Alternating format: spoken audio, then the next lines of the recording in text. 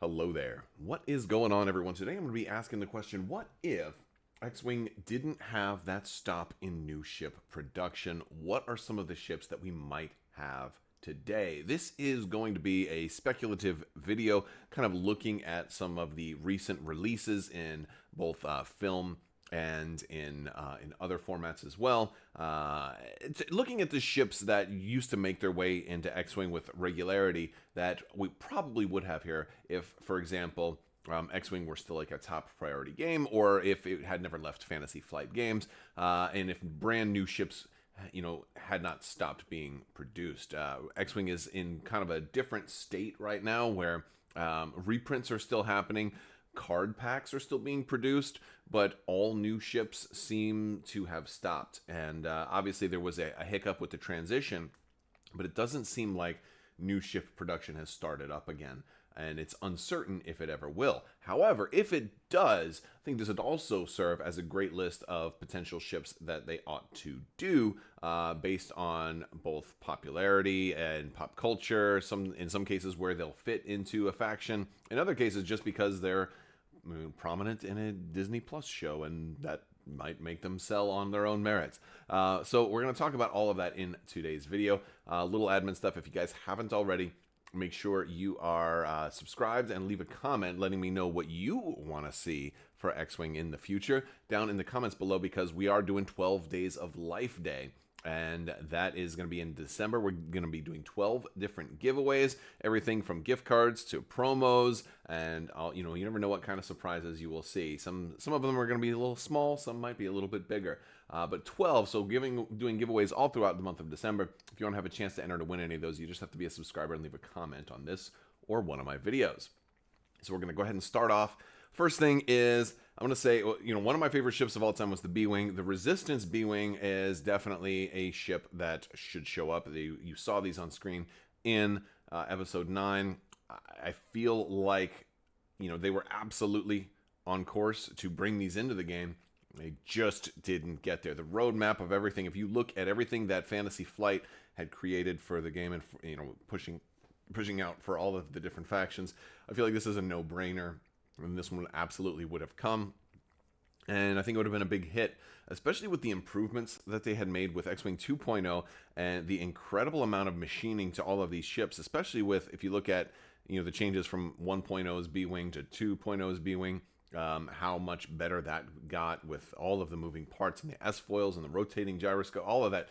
It was just an incredible ship, and it's amazing how well they did it. And I'm sure that the Resistance Bwing would, could probably follow some of those same blueprints, but just with the change to the cockpit and the new paint job and stuff. It was a different sculpt, but it was largely very, very similar. It would easily be recognizable too.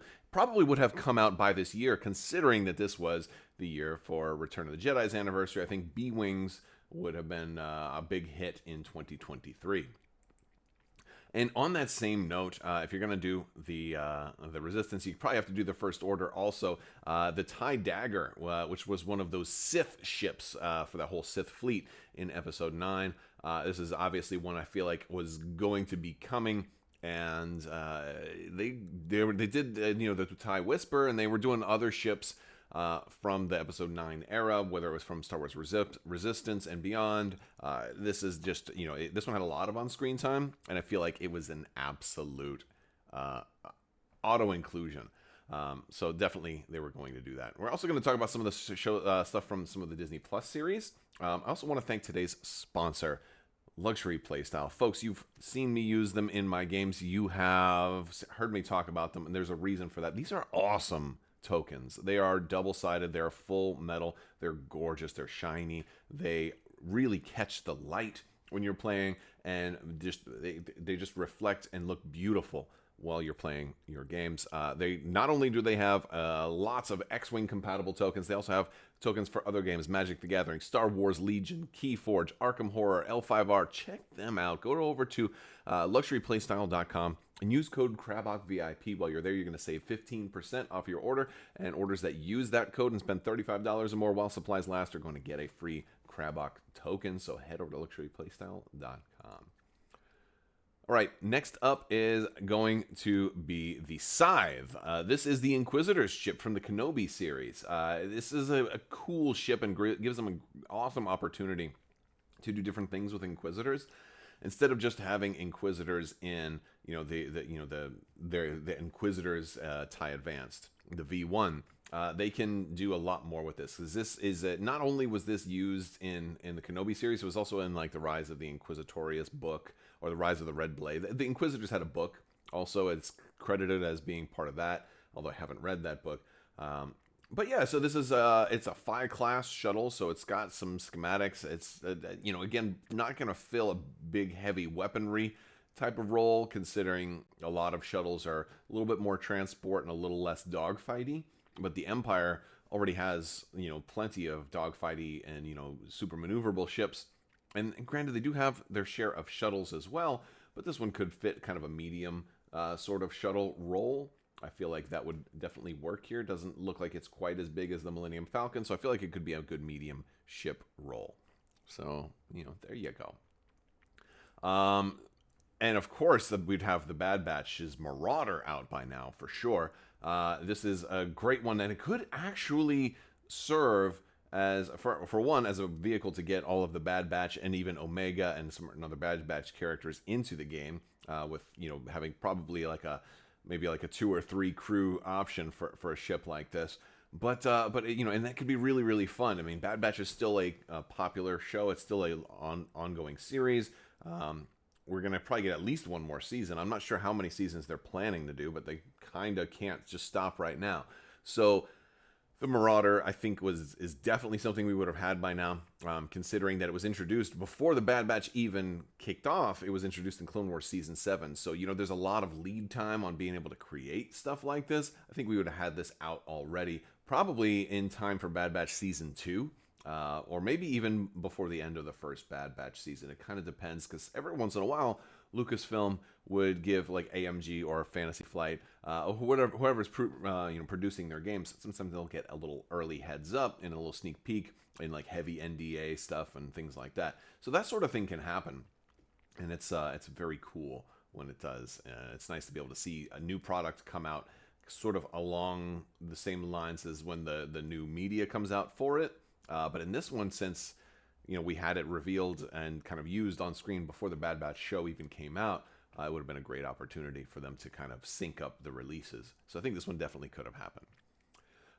In a little bit more recent of Disney Plus stuff, I feel like Luthen Rail's Fondor Hallcraft would have make an excellent addition to the game. I think it was a very popular ship. It looked really cool and had extremely cool functionality. We really saw this ship do a ton of things, from having this wicked laser blast in the side, which I'm sure they could have done really cool things with, to also having a container that was like dropping debris that really did amazing work in Andor. This is a really cool ship. And it's a VT-21, which kind of puts it in the category of a VT-49, but much smaller than a VT-49 Decimator. But yeah, I think it definitely could work. And since we already have Decimators in the game, I don't see any reason why we couldn't have a VT-21 just doing all kinds of really cool stuff. It could have been a very, very much like a middle level. Like, I don't know if you want to give it crew, but I mean, obviously it's a kind of a medium-sized shuttle, so you could have given it a crew, but also give it maybe more of a dogfighty sort of shuttle. Maybe boost or something like that. There's just a whole lot of stuff you could do with this ship, and the fact that it had such excellent, good quality screen time demonstrating the ship's capabilities. This one, I think, for sure would have been in the works. I think anybody who saw this episode where it really unleashed, who also plays X-Wing, is thinking, dude, we'd have to get that in the game. So I think this one is definitely a must-have. We would probably be getting it soon, too, because Andor came out a little while ago. And I think this is something that we would probably be getting previews of by now. So, if the game were still getting new ships, this is definitely one that we'd probably be seeing a little bit more of. Going back a little bit to the Bad Batch, Cad Bane had another ship and that we saw in the Bad Batch called the Justifier. Also kind of fits the role of kind of a medium transport with some laser cannons, some pretty big, beefy looking laser cannons too. This one could kind of fit maybe like a heavier attack transport, maybe not quite as mobile, but again, it's only medium size, so it could still get a little bit of dueling. It could be kind of like a hybrid transport gunship, something like that. But it had this cool thing where it could sort of arc itself differently, like the cockpit could kind of move independently of the rest of the ship. So kind of how like the Slave One sort of can be like lay down flat and then go up sideways. This one had an interesting ability like that. Might be an opportunity for them to make a moving piece for the ship, although I don't think it's really necessary for them to do that, but that could work. And then also, it's another opportunity to give Cad Bane another ship, and there's a lot of fans of Cad Bane out there. Popular guy, very popular guy, especially with also him showing up in Book of Boba Fett as well. So like he was kind of a hot button character for a little while there. I think there would have been definitely a big push to get Cad Bane back in the game again on a whole nother ship.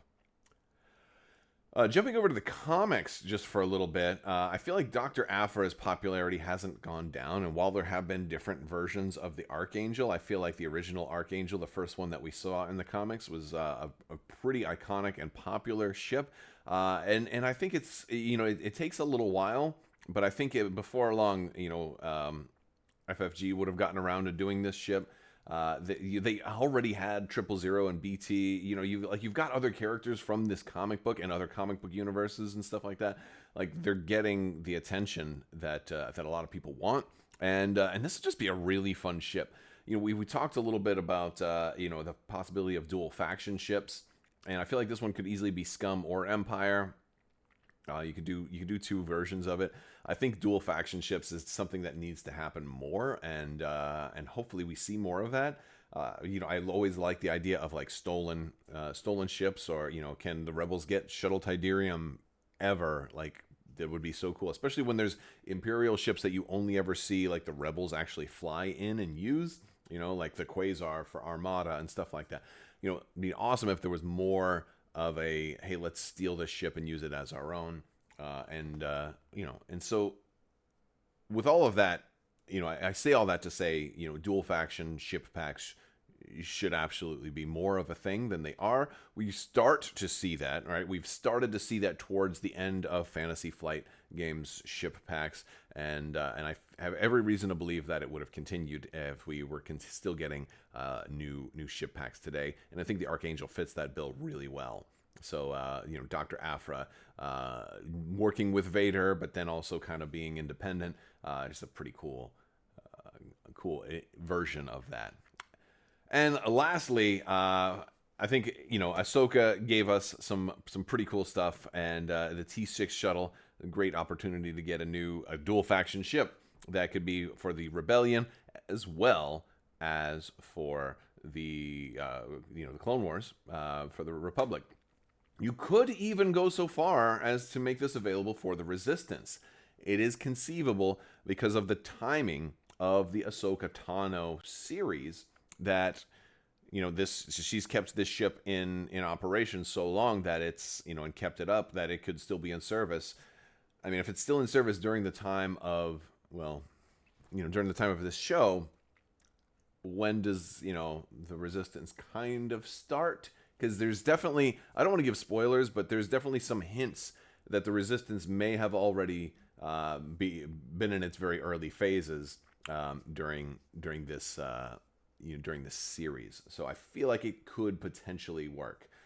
We'll have to wait and see. There's definitely a lot of future of the canon that's remains to be written. But I feel like this is something that could totally be in the works. We could be getting previews for, especially if there was early access. Look, there's no secret that this was already a ship that Ahsoka had. We saw this all the way back at the end of Star Wars Rebels. And so as soon as they announced they were making an Ahsoka show, production for a ship like this to hit X-Wing could have already begun well before the show came out.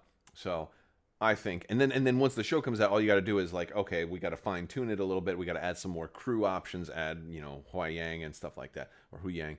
So yeah, you add all of that extra stuff in there, and then maybe fine tune like Sabine's crew at card and different things like that, or give Sabine the option. I mean, you've got 3 different pilot options built in already, so like it totally works. It totally works. and it just really fits with everything that the game has going on. Although it would be interesting to see how it would work, like if you have a whole Ahsoka as a crew that can like jump around and deflect blaster bolts on the outside with her lightsaber. Like I feel like you'd have to incorporate that somehow. Would you do it less like as an expendable card, like she gets to do this once per game, where she just leaves the ship and jumps out into space and like saves you from being attacked? I don't know. It's really interesting. I want to hear your thoughts. Let me know down in the comments below. There's definitely a lot more ships that have shown up in the Disney Plus series. A lot of like scum and villainy fighters, a lot of pirates and things like that. There's tons more. But I want to hear some of your favorites. Let me know down in the comments section. Also, you can jump in our Discord and keep the discussion going there as well. I want to thank you all so much for watching. Big thanks to my patrons. You guys are out of this world and help make this whole channel possible. So thank you for your continued support. I will talk to you later. May the Force be with you. Live long and prosper. Be excellent to each other. And party on, dudes. And always wash your socks.